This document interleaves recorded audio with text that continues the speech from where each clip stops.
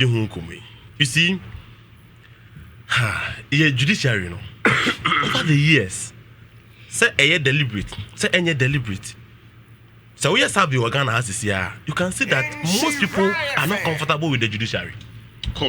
Yes. Yeah. As to how you drew on can be a topic about discussing on a different day. Yeah. But it is a fact that Ghana need be a OT and Shy FM. No way or baby to say your judicial system over the years, the way they have conducted themselves, Ghana for lose hope in it. Unless that one person, irrespective of your political dispensation, this is what is happening in the country. Surveys in are showing say Ghana for lose GDP. Muso siya moya wahai. Mame femone other ones na. I didn't see is because of confidence and people lose in the court. Yeah. And over how mame femu yo money ama wahase ya. Justice is a amount for benya wo inspire from studio hase no. Ebi okoko ta onya. Enti asam to obi a ade aba ne tin wo inspire from enya court. Right. And that idea no and say your money to us because there's a government institution and say so no na atentene ne any pepe ye or money koso.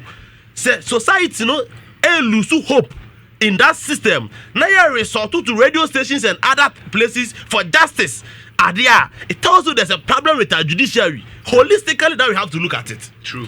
If you look at this court here, this is a court Oma jatuma me nyina aba be jatum say ukuta birth certificate to Ghana ha entimi nia dance say we Ghana ni but sa birth certificate na no sa de kwaje passport a eno na ade dia dance je passport no oje passport ni wi a passport ni timi dia dance say we Ghana ni yeah odo obi oti bi enti ya court ya ka ho asem ya ne there's an attempt to cleanse the court ya other issues are here discussing we have a court Atimia jatum say birth certificate. Ukuta se na de kire say me birth certificate ni am Ghana ni a yanyintum. But say open passport o the birth certificate ni de ko kire ni ama passport no o wi a passport na birth certificate na woro no de ye ko to no say no de o de kire yanyintum so ye Ghana ni. Omajetu wa ede na basa it was because at the time party no wa ba ma ye MPP was pushing it.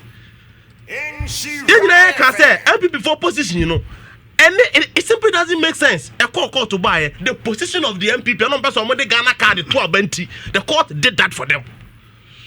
Commonsensically, yeah, who said there's question about it. Say birth certificate, you know, and don't mean you to so ye Ghana ni.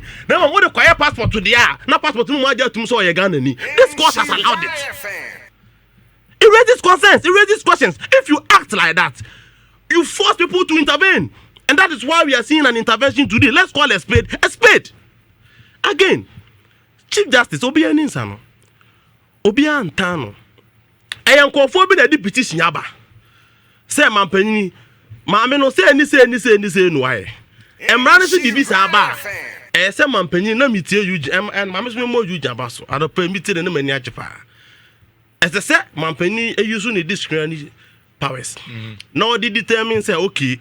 Issues ya abai mama na agina nchen kakra na mahwehwem na me wia ya ye de ho asma beto na sese eno na mapanyin na bibia nsi yo eto mapanyin se Chief Justice mongofo abo kwadu omude abo nti gina ho kakra na yenhwehwem wia de ebesi no na ye de aba abonten. That is what is happening in Ghana here. Bibu furo bia nsi.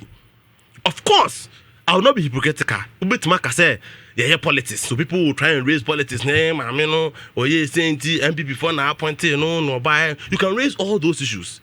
But Ghana need be also jitum say we will have to do something about our courts.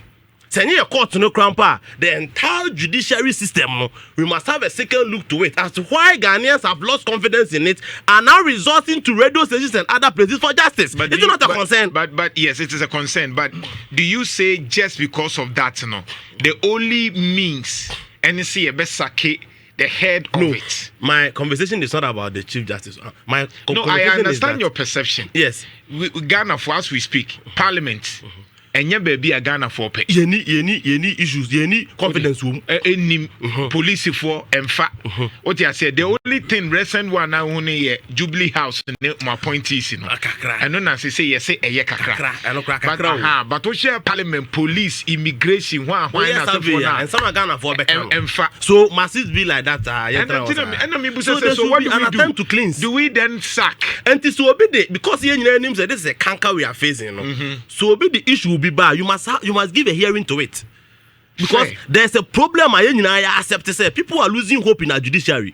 Yet the Chrome was saying, how our case is how it was handled. We cannot challenge their competence, we are not challenging their verdict.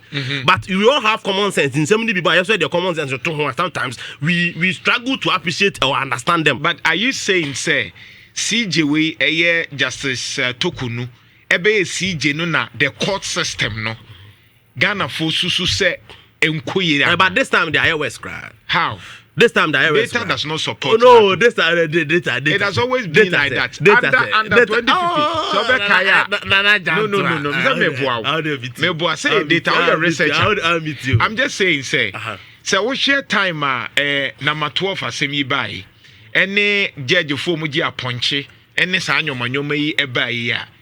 Na under the first John Mahama. In fact, for time crash still sadie no na ewo ho.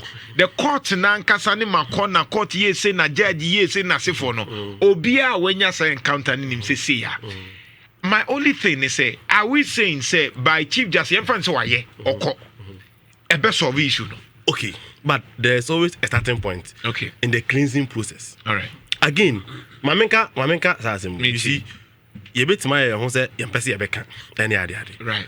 Say our court now one regime 11 of the justices if you one regime obetima say they did it legally but Ghana ni piaso nim said that court is not fair. Na say any fault. I'm coming. You see the fact that say Atuah me no nyina ajutum say what President Kufuor did was legal does not take away the fact that court na is not fair. Fair, say. Out of the 14 that was this year, 11. Is it true or false? I have admitted that they did it illegally, but that does not take away the fact say court now one is not fair because we are all politicians. So is it fair? Say Obinso be kase. The John Mahama ye ni illegal, but it doesn't stop us thinking say purely political. You have every right. All right. And to say court. Now was Supreme Court. Now 14 justices. Out of the 14, President Kufuor don't had 11. Ena no ma. MPP for ya suspected say baby we scared be out to radio national service. 80,000 ghost names. 80,000. Monthly be 715 Ghana cedis multiplied by 80,000. 60 million Ghana cedis. And I know muchedi. Ya buy tima cleansing from 80,000 payment here no last month. You chop only 90,000 people. And don't send this bar power. National service for any areas. As we speak, you do 1 month cry. Why? Because number now reduced from 180,000 to 90,000. Just because of audit. And tabai and one hand on tabai to meet ya. Me know to you do not every month. Yes, you have a match. Epui, you see Yanyamiadum Yabasa to ya. Okwabrane the 80,000 egum. At the 715 Ghana cedis, for over from 2019. You see, case way. Mimi tran court to me tran FM. Wo so timi tran FM. And je ni pakọ ne say ni pakọ we. Ya. But how do you court? Now why would him say court ya would ni ko ni party for 11 wa.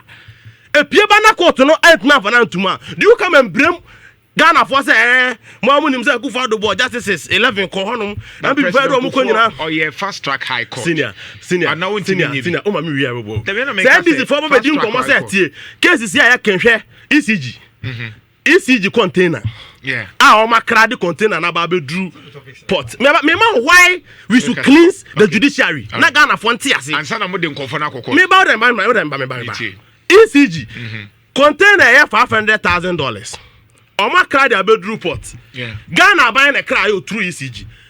And for say Oma ntimi anyia ma paneti achi no.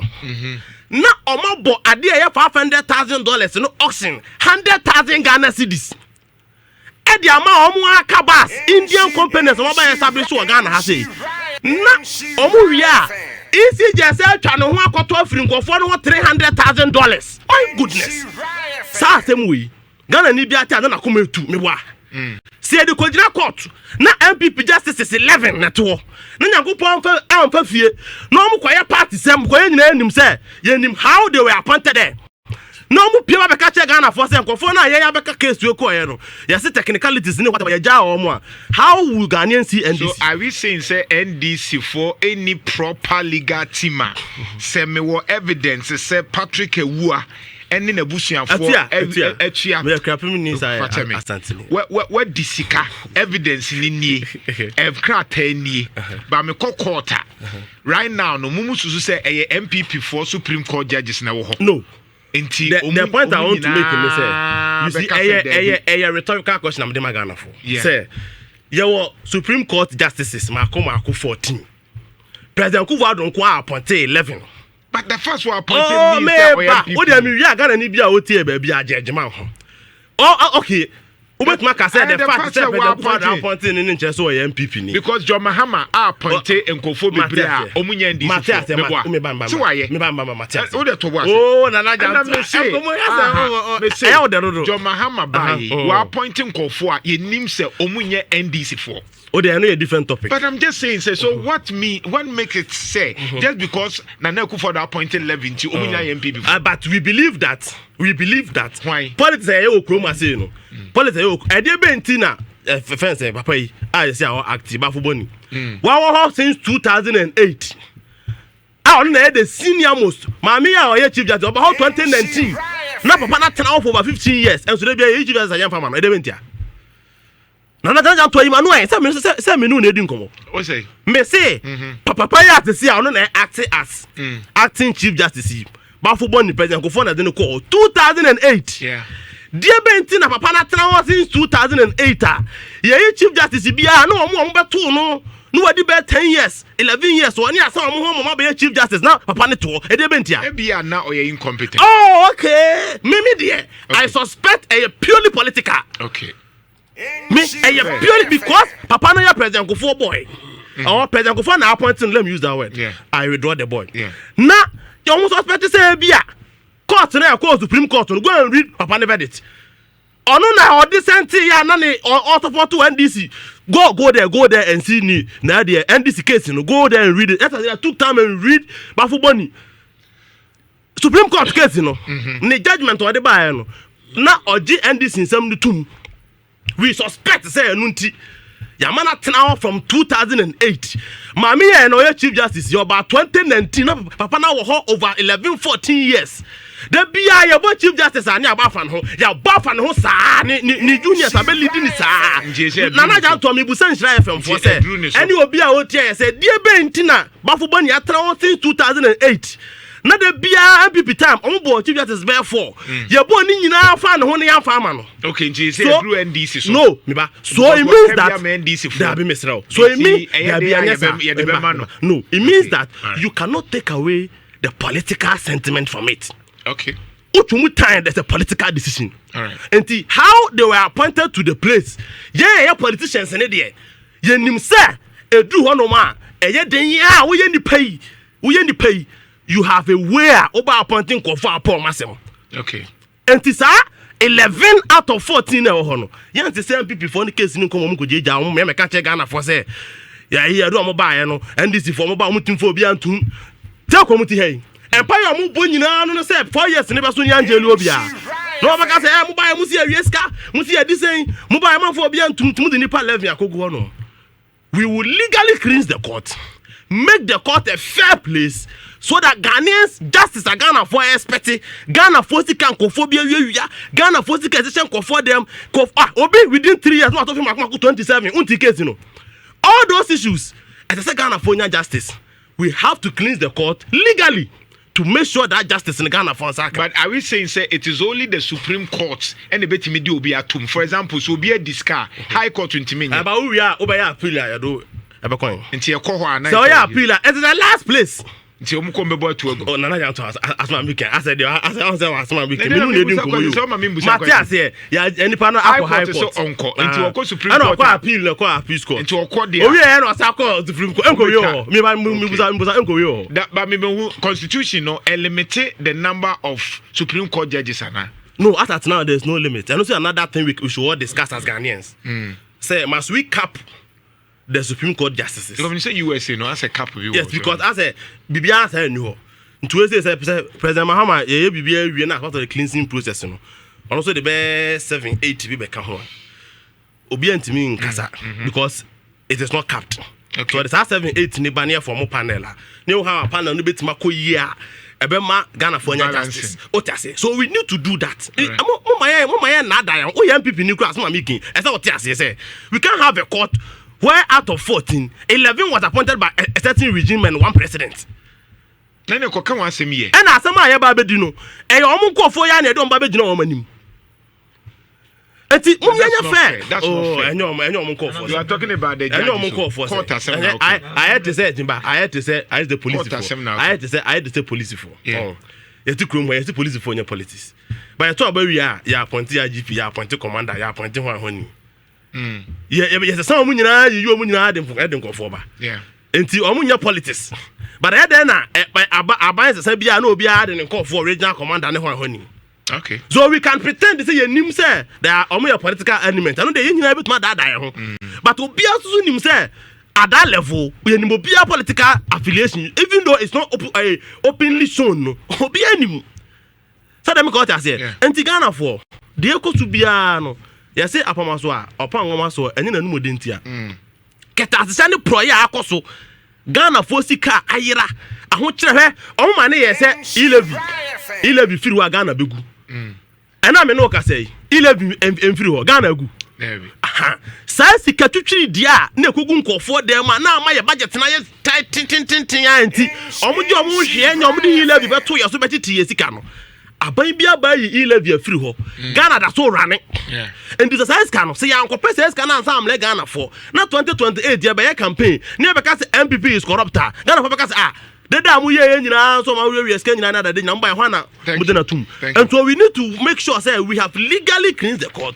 Make the court a balanced place so that case be ko ho be pie ba be ka say oh case we there. Ye nyina ya ja tum tum be di. Enti obi ani in say chief justice. Say hwensam ni mu so na say ni hu so sa broba.